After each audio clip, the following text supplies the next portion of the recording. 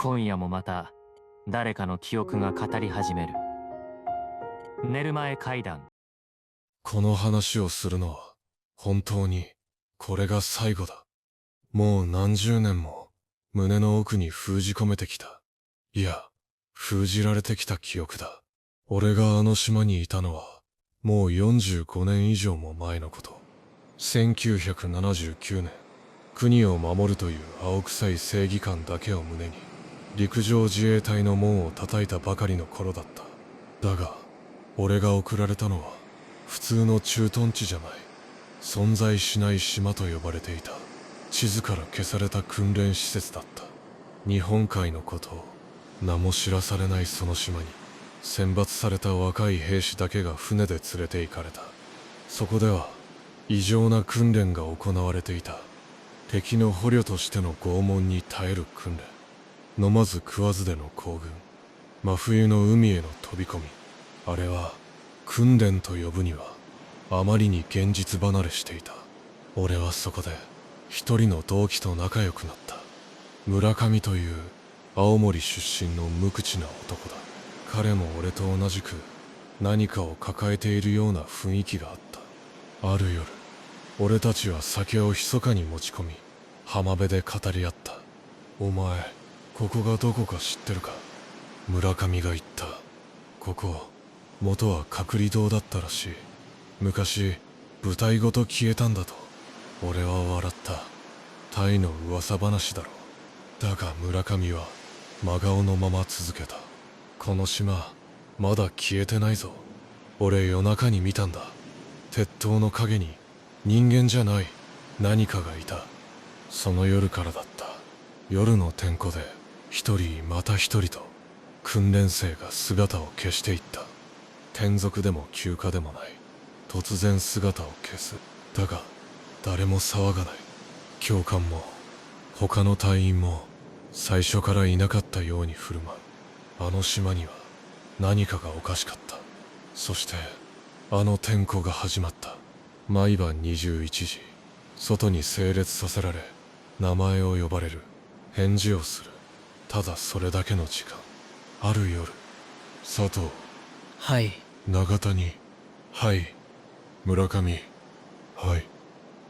返事はあった。確かに聞こえた。けれどその声の主はそこにはいなかった。列に村上はいない。誰もいない空間から返事だけが響いた。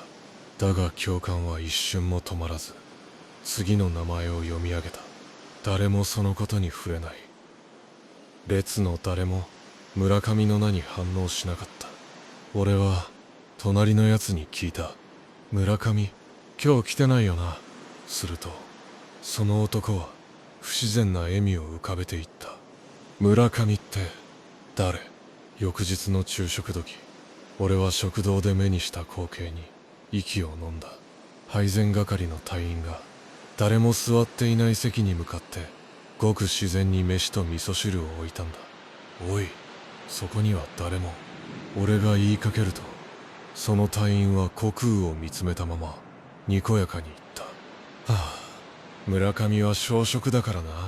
いつも飯を残しちまうんだ。周りの誰もその光景をおかしいと思わない。俺だけがこの世界のバグに気づいてしまっていた。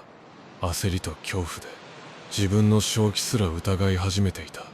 点呼での欠員はどんどん増えていった。返事のない名が読み上げられ誰も何も言わない。中には返事があっても誰もいない。そんな名前も混じるようになった。村上の名も何日かは呼ばれ続けていた。最初は返事があったような気がしたが、それもだんだん曖昧になっていった。帰ってきた声があいつの声だったかどうかももう思い出せない。ある晩教官が言った。本日の転校全員異常なし。だが俺の視界にいた列にはもう5人しか残っていなかった。他の名前を呼ばれても何も返ってこないのに、それでも全員いるふりをやめなかった。ある日の朝、村上のベッドは整然と片付けられていた。私物もない。名前の札も外されていた。俺はまた誰かに聞いた。なあ、ここに村上っていたよな。その男は少しの間を置いてからこう言った。誰のことを言ってる？もう何が何だかわからなかった。おかしいのはこの島じゃなく俺の頭なのかもしれない。霧が濃く足元も見えない夜、訓練場裏の古い大社から音がした。すすり泣くような低いうめき声。俺はこっそりに抜け出してその扉を開けた。中は真っ暗でカビと土の匂いがした。奥に続く通路の床には水が溜まり、天井からは何かが滴っていた。右手の壁に取り付けられた時計は逆さまにつられ、針は震えるように止まっていた。声のする方へ進むと、そこにいた村上だった。彼は何かに向かってしゃがみ込み、ブツブツと何かをつぶやいていたが、俺に気づくと振り返った。そしてかすれた声で言った。なあ、まだ天候は終わらないのか。俺、呼ばれても声が出ないんだ。その目の前には制服を着た何かがうずくまっていた。それは人の形をしていたが、関節がありえない方向に曲がり、顔があるべき場所はまるで影が塗りたくられたようにのっぺりとしていた。村上がその何かの肩に手を置き、次はお前の番だぞとつぶやいた。何かがギギギと壊れた機械のような音を立ててこちらに顔を向けた瞬間、俺は絶叫もできずに逃げ出した。翌朝、部隊全体に訓練終了、撤収準備の命令が出た。島の閉鎖、全記録は抹消。訓練は打ち切られ、俺たちは本土へ戻された。本土に着いた直後、俺たちは上官に囲まれた。会議室に隔離され、無言のまま誓約書のようなものを書かされた。そして告げられたんだ。この演習地に関する全ては国家機密だ。話せば処罰対象となる。村上という隊員は最初から存在しない。いいな。その口調は命令ではなく、どこか祈るようでもあり、怯えているようでもあった。まるで自分たちも何かから目をそらしたいだけのような。それ以降、俺はこの話を一切口にできなかった。一度だけ誰かに話そうとしたことがある。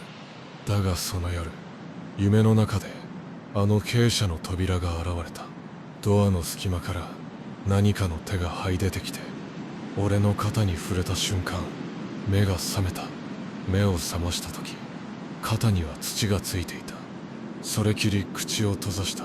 何十年も経ち、定年を迎えた今、やっと俺は話してもいいような気がした。いや違うな。誰かが俺の背中を押している。語れと、忘れるなと。今こうして話してるのも俺の意思じゃないのかもしれない。なぜ今になって話すのかって。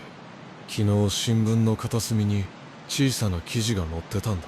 旧軍の無人島、地元自治体が観光化計画。そこにあの島の写真があった。